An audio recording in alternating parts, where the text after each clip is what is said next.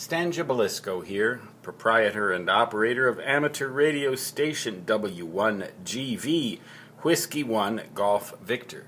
I'd just like to show you a little trick that I have used with aluminum tubing. This particular type of tubing comes in 6-foot lengths that telescope exactly into each other. The one on the right here is a 1/2 inch outside diameter length of tubing, and this one here is a 3/8 inch outside diameter length of tubing.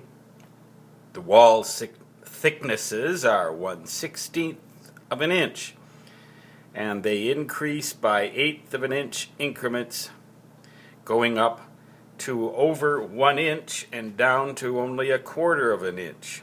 These lengths of tubing, well, I got them about 10 years ago from Texas Towers. Texas Towers. I believe they still sell them. 6-foot lengths of tubing. They're excellent for making vertical antennas up to 30 or maybe even 35 feet high. What I do is I telescope one section of tubing into the other like this. And then when I want it to reach the point where I don't want it to go down any further, if you can see that right there, right here is a short length or a wrap around length of duct tape. Happens to be silver duct tape, so that when the antenna is erected vertically, this duct tape will not show up very much, and it's wrapped just enough times around so that the outside diameter of this duct tape wrap equals the outside diameter of the section below it. So about a 1/16 of an inch thick worth of duct tape. When you have that thing sitting vertically, this thing can't slide down any further. But it's very easy to take apart. And I also have another section of tape. In this case, it's electrical tape, close to the middle of this length of tubing. What I can do is I can simply turn the tubing around 180 degrees so it's facing the other way, and then pull it out and put it back in.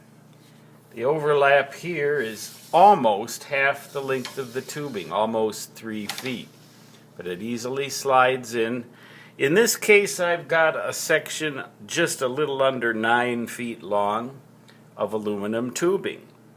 When you combine the 6-foot length here and roughly 2.5 feet there, when I had it the other way round, as you will notice, well, you may not be able to see it all the way in this screen, but the overlap was about 10 inches. You need to make the overlap between these sections of tubing at least 8 or 10 inches. You don't want to try and get away with just a couple of inches of overlap. If you make the overlap considerable like that, at least 8 or 10 inches, then you can be assured of a good electrical connection between the tubing sections, and you can also be sure of relatively good mechanical strength for those occasions when you encounter high winds. Here in the Black Hills, fortunately, we rarely encounter high winds, but we do get lightning storms, and I like to be able to take my antenna apart section by section and bring it down in a hurry before I get too close to the storm or the storm gets too close to me. Then all bets are off, of course. But it's a real neat arrangement. Texas Towers sells this stuff as far as I know. Stan Gibilisco, W1 Good Vibrations, signing off for now. 73, and so long.